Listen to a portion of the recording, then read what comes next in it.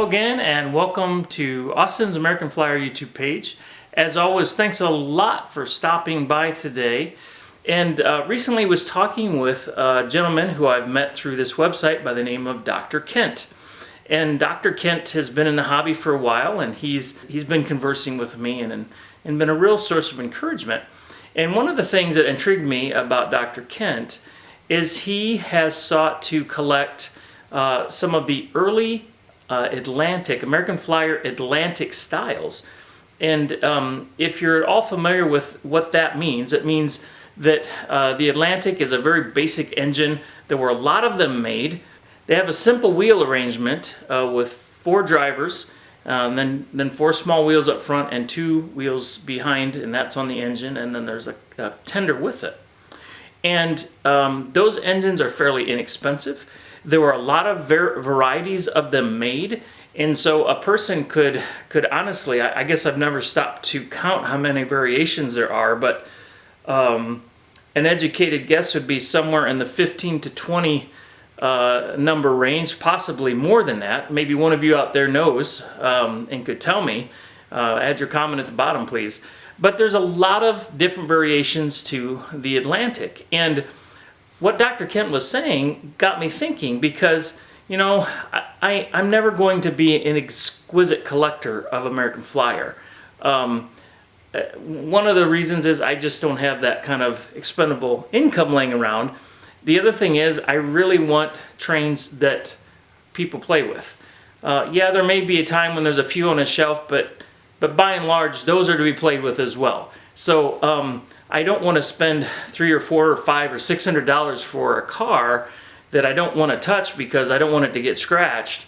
I'd rather, there's people out there that do that, and more power to you. But all that to say, I think it'd be fun to continue being a part of this hobby, but be more of a hands-on approach.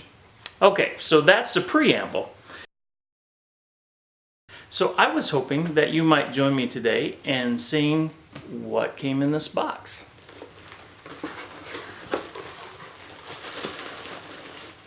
Here's something.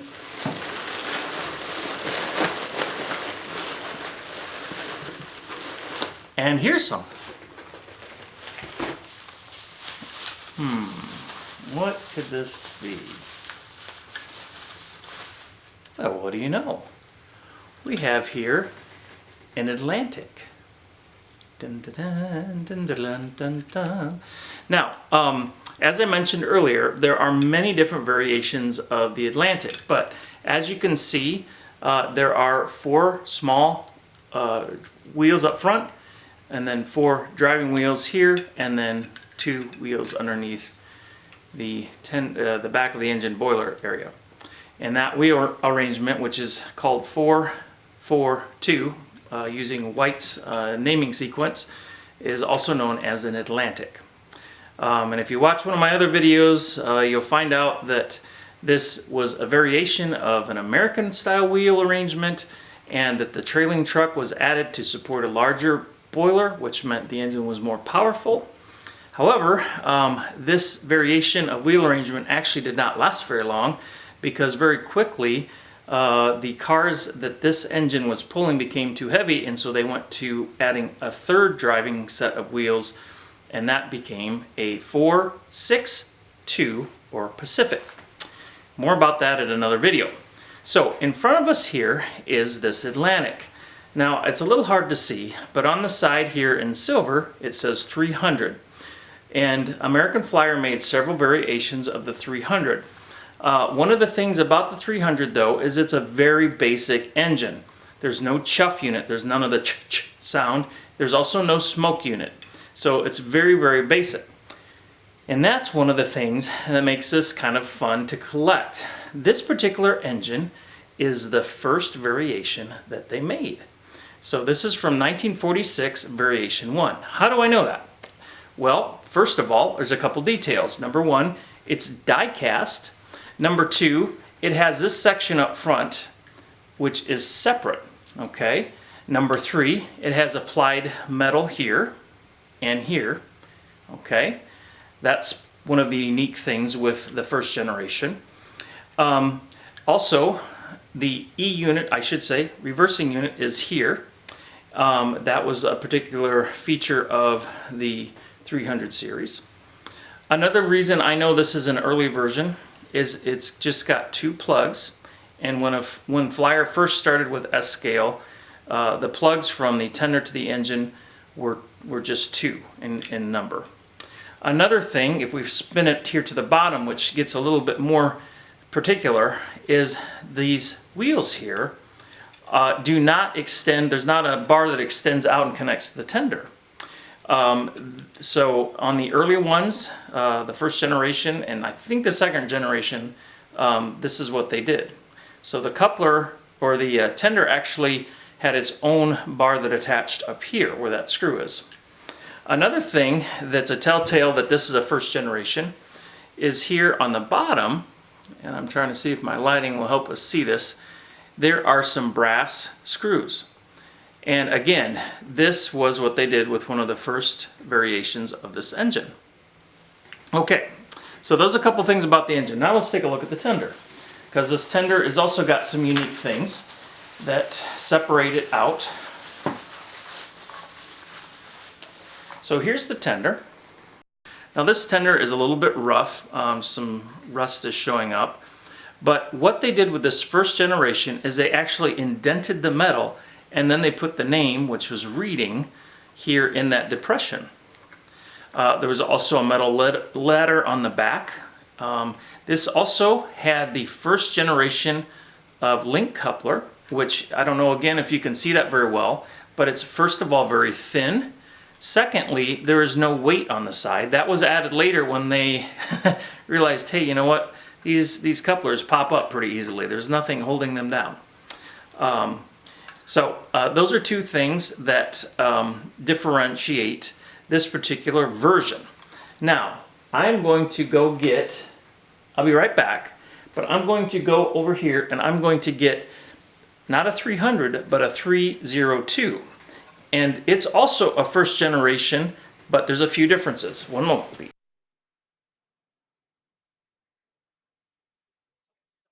Is a 302. The 302 is done in silver versus white, which was done later. You can see that back here, I think, on the jack, now instead of 2 ports, there are 4. So that's a difference. You can also see that here there is a bar that has a trailing truck but also connects to the tender. Then here on the tender, you will notice that there's no depression, and instead of Reading, it says American Flyer, and Reading is up here.